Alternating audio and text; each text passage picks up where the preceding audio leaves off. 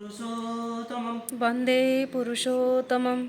आज हम परम प्रेम श्री श्री ठाकुर अनुकूल चंद्र जी के विवाह विच्छेद और विधवा विवाह के बारे में आलोचना रखेंगे। दीपोरखी में केष्टोदा के एक प्रश्न के उत्तर देके श्री श्री ठाकुर बोलते हैं, लस्ट या कामशक्ति और कार्विंग फॉर पैसियन।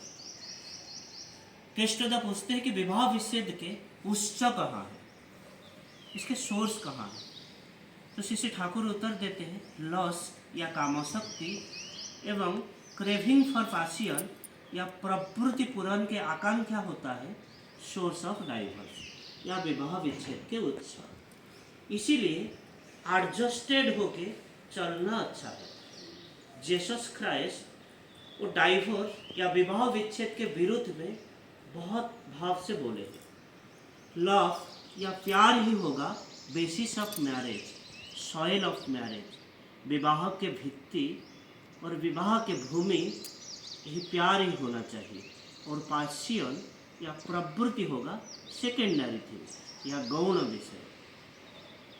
लव में या प्यार में है प्यार, और प्यार की वजह से प्यार के लिए आत्मत्याग, और पैशन या प्रवृत्ति होता है अपना लोभ या अपने लालच की परिपूरण में उनको ग्रहण करना। ये घटना दीपोरखी द्वितीय खंड 21 सितंबर 1956 की बात है।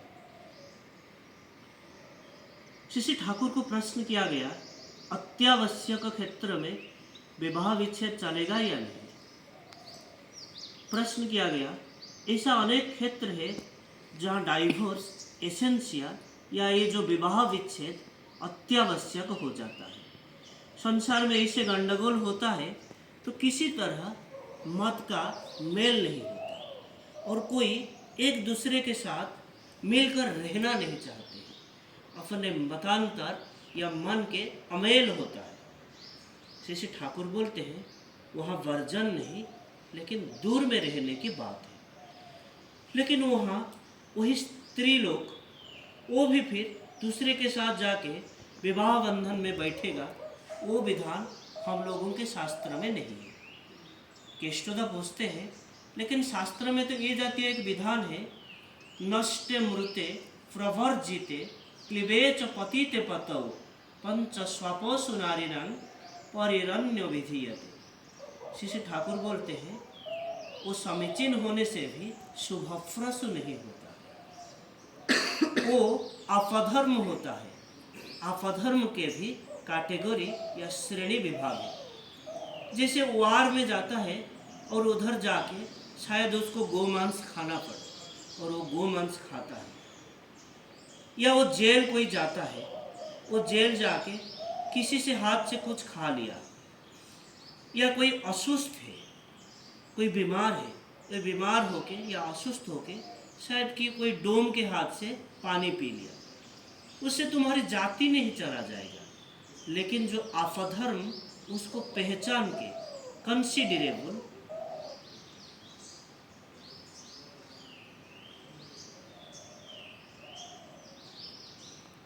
ये विवेचना पूर्वक उसको परिवार में डाइवर्स है, वही वही परिवार है जहाँ डाइवोर्स है, वही फैमिली के लड़की को विवाह करना अच्छी बात नहीं है। अर्थात जिस परिवार में भी कहीं डाइवोर्स हुआ है, वैसे फैमिली या परिवार में अपनी लड़कियों को विवाह भी करना अच्छी बात नहीं है। तो प्रश्न किया गया, जिसके घर में दुष्टा भार्य है वो डाइवोर्स के अलावा और क्या करेगा। श्री ठाकुर बोलते हैं, ये जो एक बात है ना, लव नोज नो लव, अर्थात प्यार कोई नियम नहीं मानता। दुष्ट भर्जा ए रकम की सिलेक्शन के जरिए ही आता है। दुष्ट भर्जा ए रकम सिलेक्शन का ही फल है। छोटा बेला से भी ये सब चीज़ें हम सुने हैं। बंगला में भी ए रकम एक चीज़ है। सुशीलदा बोलते हैं, हाँ हाँ, जार दिखे जार मजे मन किबा हाड़ी किबा डोम, अर्थात जिसके दिशा में जिसका मन मिलता है वो क्या हाड़ी क्या डोम वो नहीं देखता है। श्री ठाकुर बोलते हैं हाँ हाँ वही बात है। बहुत लोग दुश्मन शकुंतला के गल्फ उठा के इसको समर्थन कराना चाहते हैं, लेकिन शकुंतला को देखते ही दुश्मन के मन शकुंतला के ऊपर जाके गिरता है।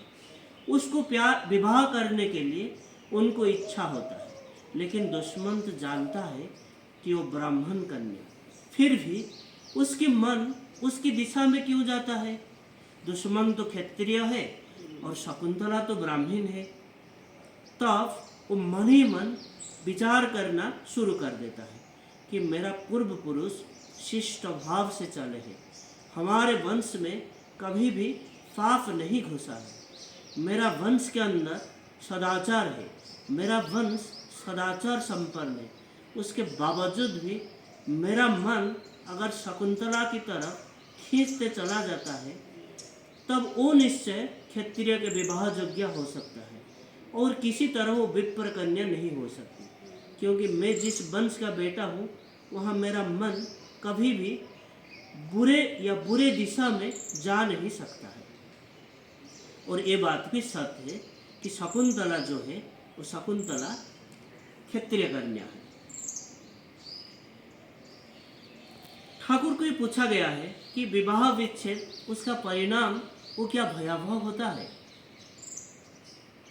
श्री ठाकुर बोलते हैं पाश्चात्य में जो लोग जो करके आज पश्चाताप कर रहे हैं, हम अगर वो ना करेंगे तो चलेंगे कैसे। जिन लोग या जो प्रथा हमारे समाज के पक्ष में गौरव के विषय, उस दिशा को लेके हम विब्रत और लज्जित बोध करते हैं, और जो कितने परिमाण में अंतसार शून्य है और अपने अदूरदर्शिता का परिचय वो बोल के ख़त्म नहीं किया जा सकता। विवाह विच्छेद प्रथा अगर चालू होता है उसका परिणाम अत्यंत भयावह है। परिवार में और समाज में जो सुख शांति है वो और नहीं रहेगा। पुरुष और नारी जैसे सुस्त रह सकते हैं, स्वस्थ रह सकते हैं, आत्मस्थ रह पाते हैं, तृप्त रह सकते हैं एवं अपने सहजात संस्कार अनुଯାयी जीवन संग्राम के हर घात प्रतिघात को सह्य करके सत्ता को आपूरित करके चल पाते हैं, वही अवलंबन से ही नष्ट हो जाएगा। चिरदिन के लिए नारी के सतीत्व विदाय लेगा। अच्छेद्य प्रतिबंधन के कवल में स्वामी स्त्री के अंदर आएगा संदेह और अविश्वास। कोई अपने को निरापद सोचेगा नहीं। काम लालसा ही होगा परस्पर के बंधन के एकमात्र सूत्र।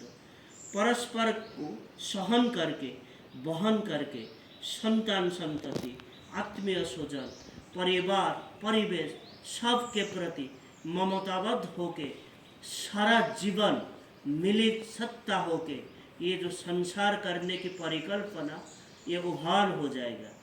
इसीलिए प्यार के अंकुरोद्गम होने का सुयोग मिलेगा कम, क्योंकि पारिवारिक पारस्परिक वास्तव अनुकंपा के जरिए जो स्वतःस्फूर्त प्रीति सहज हो उठता है उसके जो भित्ति वो विच्छेद हो जाएगा, अलग हो जाएगा।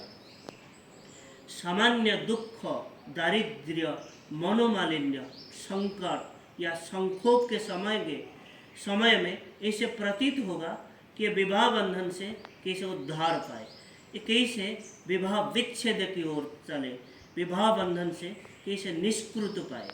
और एक बात से प्यार श्रद्धा प्रीति उसकी जो अप्राण उन्मादना जो अंतःकरण को सुस्वस्थ करके सुसंदीपना से स्त्री पुरुष के सत्ता को ऐक्य संबंध करके तोलता है, वो कर्म निशेष हो जाएगा। उसके अलावा ऐसे दिन भी आ सकता है जब शायद मनुष्य ये नहीं जानेगा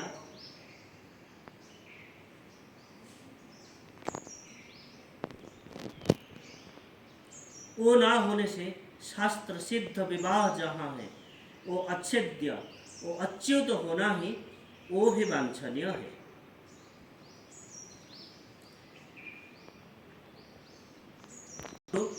सदृश घरे या सदृश घर में विधि माफिक संगतशील विवाह की ओर ध्यान रखना होगा, जहाँ मेल होने की संभावना ज़्यादा है। विवाह को पहले से ही सब दिशा में देख के सुन के मेल करके विवाह करना होगा। विवाह बंधन अच्छेद्य या अच्युत होता है। स्वामी स्त्री के मन में ये स्वीकृति रहने से वह पारस्परिक प्रीति, क्षमा, सह्य, धैर्य, अध्यवसाय और सेवा के जरिए उभय के व्यत्यय चलने क्रम नियंत्रण में संगतिशील होने की संभावना ज़्यादा है। वहाँ विशृंखलता अनेक परिमाण में श्रृंखल होने लगेगा और सुप्रजनन की आशा के जरिए अनेक परिमाण में वो मूर्त हो उठेगा। क्षीर्ण व्यक्तित्व की आमदनी कम होगा। मनुष्य अगर दुख कष्ट के बावजूद भी अपना आदमी के साथ बंधन छीर्ण नहीं करता है, उसका दोष त्रुटि रहने के बावजूद भी उसको सहन करके वहन करके चलता है, उससे जो उसका एक क्षति होता है वो नहीं, वरन नारी पुरुष इसके जरिए बहुत हद तक महत्व अर्जन करते हैं। जो अच्छा है उसको सब प्यार करते हैं, लेकिन जो मंद है या बुरा है उसको कितने लोग प्यार करते हैं। यही प्यार फिर से देखा जाता है, अपना जीवन बदल जाता है। स्वामी शायद माताल है, वेश्यासक्त है, स्त्री के ऊपर अकथ्य अत्याचार करता है, वही स्वामी स्त्री के सेवा के परिचर्या में सोने का इंसान बन जाता है। ऐसे घटना भी यथेष्ट है। स्त्री के अत्याचार में भी पुरुष लोग कम सह्य नहीं करते। स्त्री भी अत्याचारी नहीं हो सकती है और पुरुष लोग भी सहन करते हैं। ऐसे भाव से ही संसार चलता है। प्यार ही तो मनुष्य को जिंदा रखता है, जीने देता है। ये प्यार ही मनुष्य को लौटाता है। संसार में अगर उसकी अनटन होता है तब संसार कैसे चलेगा। सहन करके वहन करके हम रहेंगे कहाँ, चलेंगे कैसे। विशेष प्रयोजनीय क्षेत्र में स्वामी स्त्री सामयिक रूप से अलग रह सकते हैं, लेकिन नारायण को साखी रख के जो विवाह होता है वो विवाह होता है एक साक्रामेंट या पुतः अनुष्ठान। वो विच्छेद क्यों होगा। 2-4 क्षेत्र में विवाह विच्छेद अनुमोदन अगर रहता है, लेकिन देखा जाता है अनेक उसकी सुजोग ग्रहण करने की कोशिश करते हैं।